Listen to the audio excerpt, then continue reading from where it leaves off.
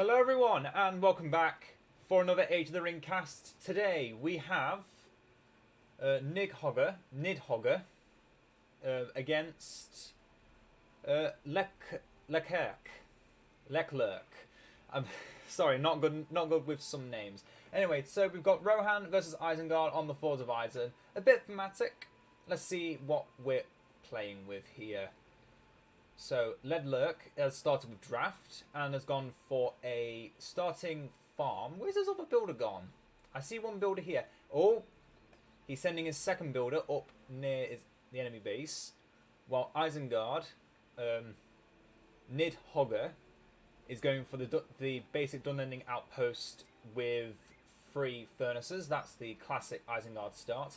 This is something I did not expect. He's building a forward farm so he can throw out more peasants. Last time I showed off Rohan, we had 4 windmills thrown in here and just peasant spam against Misty Mountain, which unfortunately did not do too well. This looks like, however, it could be an interesting thing. The problem with windmills is they cost 100 more than the farm, if I'm not mistaken. Let's have a look here. No, they only cost 50 more than the farm. And the only difference is they give a slight decrease to peasants, which in the long run works, but in the very minimalistic short term, you want the slightly cheaper farms. Also, farms reduce the cost of all cavalry. And peasants still gain damage and armor when near them, so it's not exactly a big deal. Oh, and right here we've got the first stables. Now, like I mentioned last time, I didn't notice this bonus existed. So you can get, if you spam 8 stables, you can get a 40% increase to armor for cavalry, making obviously Rohan the best cavalry faction. Dunlandings have already been released. 2 basic dunlandings. Looks like Nidhogg is going to have a problem with those early infantry, those early cav, while the peasants are being brought out to deal with this furnace. Let's see what Nidhogg has started with. He started with the war cry, so he's going to be able to go down the more aggressive side of the power tree. And we've got some pikes over here to deal with the wargs. A good idea. Got some more peasants coming in to aid here, and there we go. The draft has been thrown down. Those Wildmen do not have much of a chance. However, Nidhogg has brought some more Wildmen to bear down in the very corner of the map to hit those farms. Will he do so? It looks like he's turned back around to do so, and he's switched into the aggressive stance. He might want to switch back out into defensive if he wants to let them live. Oh, that was a devastating trample from the Horsemen of the Mark. But because they're only tier 1 cav, they're not going to have the greatest charge. Oh, and that is a very cheeky play by Lecklerck, throwing a farm right in front of the Nidhoggr's furnace. Not only reducing the resources it is generating, but also leaving something for those pikemen to deal with. Otherwise, peasants will be spammed out. Looks like it was just a troll move. Wasn't meant to be anything more than that. Those peasants are still pushing into Nidhoggr's base, as he has built the Uruk pit and has started getting some scouts. I'm not sure about that. Those Horsemen of the Mark are a devastating threat. Double charge and those Wildmen are going down. If these can reach level 5, that's the heavy armor upgrade purchased for them, which is something that only the Age of Ring team have ever done, I think. They've done that with the fiefdom units, they've done that with the Breelander units, and with the early tier Horsemen of the Mark. And technically with peasants as well, but they also get forge blade and heavy armor. But draft is something completely different. Oh, builder almost being taken down. Both factions going through a very difficult time economically. Lecklerck has gone for the barracks, so he can start getting out some spearmen, although maybe he's saving up to get the... Yeah, he's gone draft. Obviously he went draft, so he's probably saving up to go for the Horn of the Westfold to get those Westfolders, because these Westfolders, really tough infantry to deal with. Definitely some of the best infantry in the game for their tier. All builders are being harassed left, right and centre. And those peasants... Oh. However, not much power points are being generated for Lecklerck, unfortunately. However, it looks like the Dunlendings are getting their fair share of kills and are getting quite a few power points in the bank. They probably, I feel like Nighoggr is doing a little bit better in the harass game, although Lecklerck has been doing well to also protect his interests while also throwing more farms down everywhere. But as you can see, while Nighoggr has an army, Lecklerck has a few skirmishing factions walking around attacking bases that aren't doing enough, unfortunately. Have we got any heroes lined up? No, I don't know what hero a good start for Rohan. I feel like Eowyn would be good because that gives a farm instant draft and increased recruit speed for your peasants when put on a target farm. But yeah, these Uruk scouts, he's going to need to do something about them. But it looks like Nighoggr is just pushing straight in. These are two very good players right here. I did not expect this good a game. Oh, but look at that charge!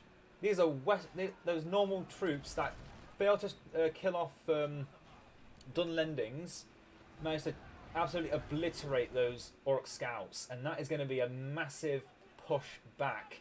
Although we do have another force moving in here. Oh, it's just constant back and forth here. I do not think I could play anywhere near as good as these two are right now. Neither have yet been able to reach their tier 2 powers, although looks like Nighoggr is a little bit closer than Lecklerck. And oh, that early push with the peasants throwing a farm down here and down here has not really paid off for Lecklerck very much. It looks like the peasants just aren't doing enough. I keep forgetting their name. The Horseman of the Mark, though, he's starting to build them up. He's got 3 altogether. That can deal some devastating charges. And I think that's what he should be focusing his aggressive attacks with. We've got a tier 2 furnace here, so it's now got some orcs on a parapet to protect it. That is a problem for Lecklerck since... Oh, those Dunlendings again. Still surviving 1 charge from an aggressive stance Horseman of the Mark. That's an unfortunate situation. As you can see right here, one charge has half the health of the scouts. I thought it killed them before. It must have been a double charge, I just didn't notice it. But yeah, double charge kills basically everything that Nighoggr is throwing in. And Lecklerck is struggling to keep up his own economy when he's constantly getting harassed in the back. And look at those units just standing there. Oh, and he can't throw in his horsemen, so he's going to have to throw in infantry, which is not a bad move, but with the fact the Urukai and the Dunlendings are slightly faster than peasants makes them a difficult threat to deal with. But in hand-to-hand combat, it looks like the peasants are winning. In a standard brawl, the peasants do seem to be winning, but oh no, he didn't leash the cavalry in time. They charge into the pikes. That is an unfortunate loss. Those pikes are now level 2. They're going to regenerate now over time. Oh, and we have an archery range for Lecklerck. It looks like he's given up entirely on building any resources in the back, although he has got another builder going to build a farm down here. He's constantly throwing his economy in, and he's gone for the skills of the Wazzers, showing his hand, throwing down the strange stones. Where has he thrown the strange stones? And here we go, Tainted Land, my favourite power from Isengard's tier 2 list. Definitely a underrated power, but is actually really, really good. Where's he's thrown down the Wazzers stone? I really want to find it. Where's he thrown it down? Has it already fallen? Oh, there it is. It's getting shot down by the furnace, but as you can see, the grants 3 different abilities. The Faithful Stone, when cast on a structure, said structure is temporarily defended by a mysterious Druidine warrior. I think he threw that down on one of his farms. I'm not sure which farm. But yeah, with that Druidine warrior protecting one of his buildings, that is going to be a good little thing for Lecklerck. But the Tainted Land has been thrown down. Oh, Lecklerck running straight away from it. He knows not to underestimate that permanent war chant in the area. And resource gain. Scavenger and a war chant on a power that is a pretty much permanent use is really strong. These Urukai scouts showing why they are superior to peasants. At long range, they just don't have any counter. They need cavalry to cut them down while the peasants are striking at them. But it looks like Nighoggr is throwing down 3 different offensives. One where he is now getting charged by the scouts, but it's too late. He's already building up more scouts. He's not leveled up his barrack, any of his buildings yet. He's going constant spam with the Wildmen and the scouts. Is he going to get a hero? I do not know. I cannot find out, but we will see soon enough. No heroes from either side. I think with this much action, there isn't enough time to actually save up for it. But it looks like Nighoggr is actually saving up his economy, going instead for even more Wildmen. Oh, and he's got in the back here a warg cage. He's preparing to run down those peasants. He is not afraid of those peasants any longer. And yeah, looks like currently it's a stalemate. Lecklerck is throwing forces down into the south, while Nighoggr is throwing stuff into the north. It's a constant battle. The centre is currently uncontested. Nothing is being done about it. And it looks like Nighoggr still has the superior power point, so he can get his potentially a tier 3 power before Lecklerck could even get a second tier 2. The Wazza Stone is still down. Other abilities allow units to be stealthed. I think this is probably the least efficient power of the 3. But then also the Stone Skin. Within the radius, units are frozen and cannot attack or be attacked. It's a good way to keep your units alive if you have, for example, the Haliferan Wardens to use a arrow volley. You could tactically use it to keep your units safe or keep your enemy units stuck inside. And then the last second, bam! All of them are getting hit by an arrow volley and half of them won't survive. Oh, Wild Rider charge, cutting down those poor yeomen. They were not prepared. Even with the extra spearman protection, it was not enough. Nighoggr is now taking the centre, but is getting charged in the flank by some tactical horsemen. It is not enough. They stopped. It's just too much to focus on all at once. He's got more up here to prevent Nighoggr from improving his economy any further. He's got 1,200 saved up, while Nighoggr has got 500 saved up. He's gone for the dunlanding subjugation. People think this is a bad power. I think this is an amazing power. Gives you elite cavalry. Granted, you have to get a tier 3 power to do it, but once you get them, they're pretty good. Although I would typically go for Warg Riders anyway. They're 300 cheaper, but oh no, he's going for those Dunish Outriders. He knows that Lecklerck has got a few problems with his infantry line, and if they get shot down by the Urukai scouts, that's going to be a big problem. And still, no upgrades and no extra buildings. He's not needed to go for anything else. Whereas Lecklerck has done pretty much the same. He's only got 1 barracks, 1 stables, 1 archery range. But his farms are still producing more peasants, if I'm not mistaken. Yep, he's making more peasants from that farm. And does it have the forward farm here? He does not. He lost that farm. But he has been building more up here onto the tainted land. Oh, wargs on scouts. Unfortunately, I think the scouts would lose that fight. But it looks like Nighoggr is more prepared to not take the risk and is going straight into the back of his base. So he can be distracted while his army is on tainted land. Oh, this is so much to do all at once. So much to look at. Is Lecklerck falling behind? He's saving up for a power. I believe from the skills of the Wazzers, he cannot get the Bountiful Harvest power. So he's going to go for either the Sunrisers, the Cloud Break with a heal, and a big stun, which could actually save Lecklerck the game at a pivotal moment. Or he's going for the Boar of Everholt, a good way of just trampling down everything in sight. Although unfortunately that could also include his own troops, so he has to use that sparingly. But he's almost got it. The conflict has begun. He's purchased Eowyn. That's a good choice on his part. Peasants near Eowyn gain armor and extra experience. Oh, he's thrown down the Wazza Stone. He's preparing his army. Oh, some scouts were not fast enough to escape. They're getting shot down by the yeoman. The rest of the army is still stuck in time.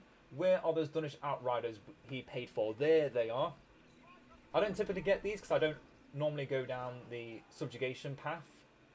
He's not gone for Wolfguard, but he's gone for another builder and for an Uruk pit. He must have lost one of his builders, unfortunately, in one of his forward bases. Oh, and I was right. He's gone for Air the Sunrisers, cancels out all other weather effects, stuns enemy units, and slowly heals across the map.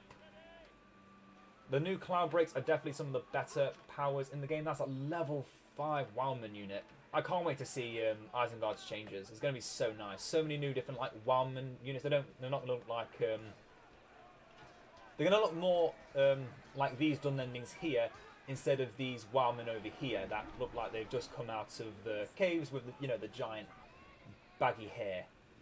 Or with these Dunish outriders.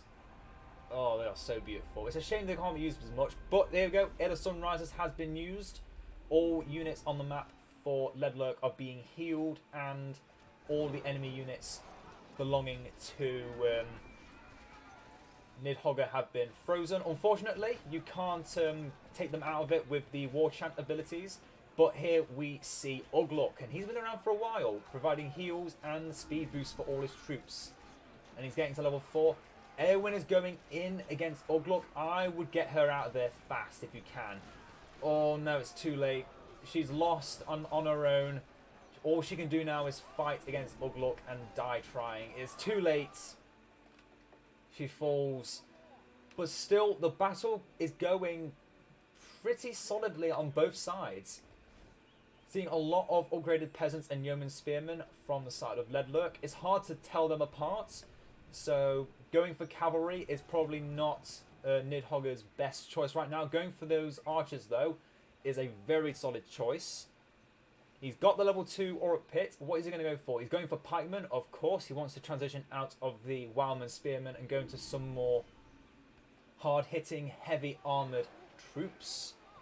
The peasants are cutting swaths into the army of Nidhoggr, but now he's on the tainted land. Oh, no, no, no, no, no, no, no. I would not stand there. I would fall back. I would not invest my time fighting on tainted land. That is a fool's errand. Those Urukai with the extra armor and the Dunish archers are just too powerful. Stand near the well, stand near your heroic statue, gain those buffs, and then go back in. So I've seen he's been putting all of his pikemen into the whole ground stance and his archers into aggressive stance. That's what I've been doing recently. I think that's probably the way to go. You have your infantry as your tanks, while you have all your archers as your heavy hitters. So you want to be using whole ground stance for all of your infantry, if you want to be going for that. Obviously, if you want them to be doing massive damage, go into aggressive stance. Oh, and these Wildmen actually heal when they've been upgraded to level 2. Very nice. He's put his peasants into stone skin. I'm not sure about his reasoning for this. I think that might have been a misclick on his part. Yeah, it looks like he threw those peasants down to begin with. Didn't realise that there was an army coming his way. And, oh, there we go. The Tainted Land's been repositioned into the front line. He has to either stand and fight, but all those Urukai are now getting lifesteal thanks to Ugluk and the Headhunter ability.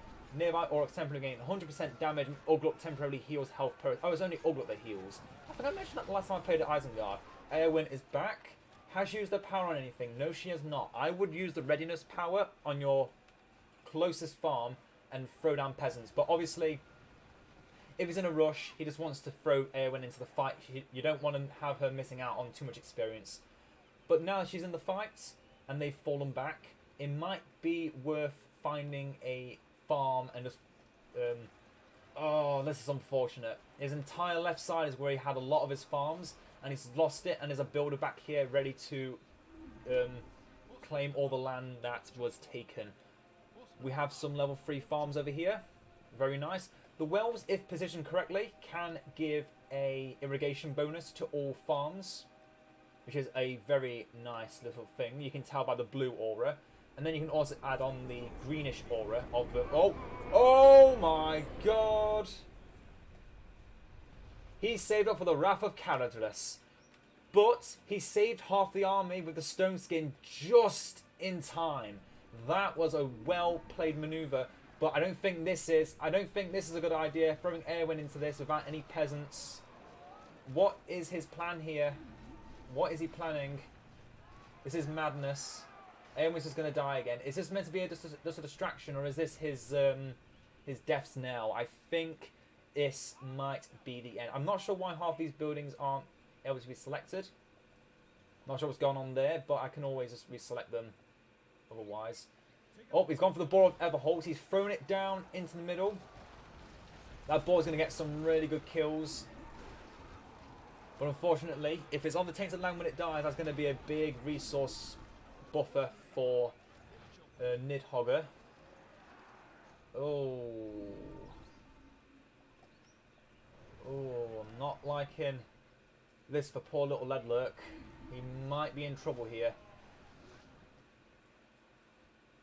Is there anything else happening over here? He's gone for the excavation power upgrade on the fortress, and now all his buildings cost less. If I find a builder, I can confirm this. And I go to him. Yep, all his buildings now cost 10% less thanks to excavation. Or that could just be from the... Yeah, it's just London Mill. So that's not excavation. That's... Is that the Burning Forge? Yeah, it's the Burning Forges. Okay, so he's got the reduced upgrade costs. Yeah, he's reduced upgrades by like 33%. So everything that were normally like 300 is now 200. So that's a solid decrease. That's a third off the cost. The boar's still running around doing its stuff. A peasant army has gone to trample some Dunish outriders. That's a shame. But yeah, Lecklerck's come back very quickly. It looks like Nighoggr has openly given up ground. Where is his armory? He's gone for all these upgrades to get armor and stuff. Oh, there it is. He just needs to wait for it to let to level 2. He's almost there. He's almost got a full stack of an army. Yeah, this Dunish subjugation power, don't underestimate it. Just because it's a tier 3 power, don't think it's a bad power. These Dunish outriders, not quite as cheap as Warg riders, but probably twice as efficient for nearly twice the cost. But they are definitely worth it. Okay, we've got a peasant army coming up from the north. We have an army of Wildmen attacking the Troll Cave in the south. He wants to either just get rid of this inn or take it. Or outpost, whichever one is called. It's called the inn. Yeah. Okay, peasants are attacking from the north. He's not quite got any of his tier 4 powers. However, if Lecklerck gets a single tier 4 power, the 4 hunters, well, the 3 hunters in Gandalf, or the last march of the Ents power, that is pretty much GG. He's still not gone. Oh, there we go. We're starting to go for Rohirrim warriors. I've never seen anyone build this cavalry unit. I've only seen the horsemen and then straight for Riders of Snow, but I don't see the value in these Rohirrim warriors. Yeah, they're 150 cheaper, but is that really worth it? Oh, cavalry coming in into the back. I think this power is probably best. The stone skin power here, now freezes everything in place, is best optimized when using the arrow volley of the Halitharan Wardens, the unit from level 2 archery rangers. However, you can only get the arrow volley at level 3, same as with the rangers of Aphelion. Or they get level, they might get it at level 2. Okay, both factions are losing a lot of economy here, but Nighoggr is still showing superiority. Yeah, going for that Boar of Everholt. I'm not going to say that's a bad idea, but I probably would have saved up for... I don't know. I mean, I would have gone for Bountiful Harvest personally. I would have gone for that. Oh, he's got some more heroes. He's got King Theoden on the field.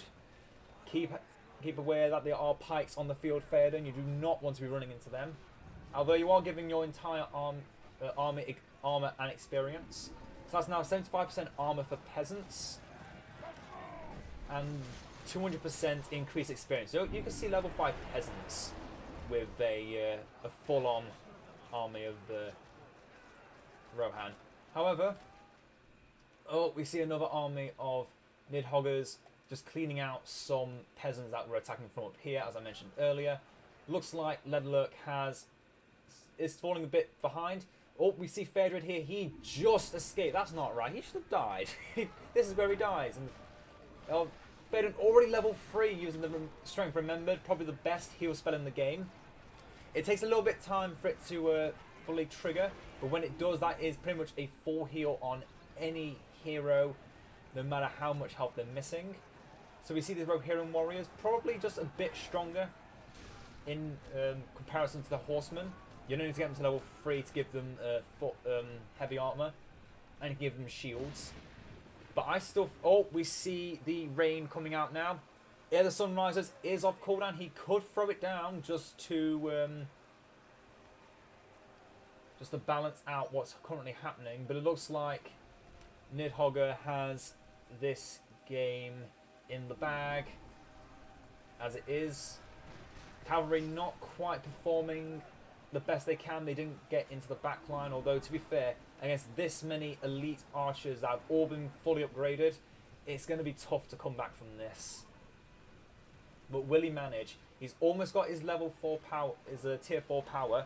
If he goes for the 400, if he goes for the 300s and Gandalf, the Wizard Blast of Gandalf could save him if Gandalf gets a Wizard Blast. I don't think he does.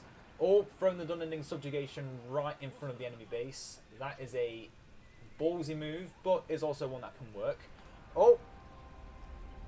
He's actually saved up enough power points or enough resource to go for the Ride of the Rohirrim power to summon 3 permanently upgraded, not permanent upgraded, but 3 upgraded units of cavalry, charging through units regardless of what they are. And there we go. He's gone for the last march. Is he going to use it on the enemy base? He has got vision of the enemy base. That was a stone is still alive. And there we go. The Ents are going to war. Throwing it down on the fortress instantly, of course. That's going to be the fortress going down if Nidhoggr does not do anything. It looks like he has no choice but to keep fighting. The Horsemen of the Mark are still in full fighting mode. Lurtz has got to level 5, completely unaware of this. But he's about to cut down poor little Theoden over here. That's a shame. Got Berserker fully leveled up over here as well. Those Ents have been uncontested and have destroyed the enemy fortress. And just as Nidhoggr was about to get his second tier 4 power, that could have turned the tide. But not quite. Lecklerck has come back with that last march power. Like I said, this power is perhaps one of the strongest at destroying an enemy base. It is so incredible. 6 Ents and then Treebeard gives them all an additional boost to vision and range and armor, so not even fire will quench their burning passion to destroy an enemy base. And unfortunately, Nidhoggr does not have enough resources to come back from this. If he doesn't do something soon, if he does not destroy the enemy base, Lecklerck will win the game. It's currently a battle of attrition, but without the powers at his side, will Lecklerck succeed or will he fail? Oh, Nidhoggr, what's going on? What you got planned? Yeah, I anticipated that last march before it even happened. Oh, he's built a base up here. He's still got 2 builders alive and well. He's building up more farms. He can't, unfortunately, build a fortress for cheaper than 4,250. That's a shame. But Nidhoggr still owns the map. With the last march power used up, it is only a matter of time now before Lecklerck falls, as the elite Urukai and their Dunnish allies are sweeping over the map. It's only a matter of time now. But those horsemen getting some very strong charges off. Those Urukai seems to not have heavy armor. They might have. But either way, they died to 1 charge, which is unfortunate. And that's a level 2 barracks that is going down. I think that barracks leveled up entirely through the spam of infantry, because I believe Rohan's the only faction that can do that. But yeah, Lecklerck has lost the entire map. He won the battle against the fortress, but he's lost the war in the Fords of Isen. His heroes have all been defeated, crippled by Lurt, and executed. Grima's had his fair share, apparently. And yet, that's GG. Well done, both sides. That was a very close game. If Lecklerck had slightly stronger defences, he could have actually won that. By the last march power destroying the fortress, that was a very close game. I must say, congratulations to both players. You're amazing. Thanks to Nighoggr who gave me these replays. They are a bit old, I'll admit. These were back in back December last year. But I've got a few more that I'll be rolling out this week. I have got some other things planned, but I'm saving them for the release of version 7 because by then quite a few things are going to be changed. I'm not going to say what because I don't really know what other than what everyone else knows. I hope you've all enjoyed and I'll see you all next time. Farewell.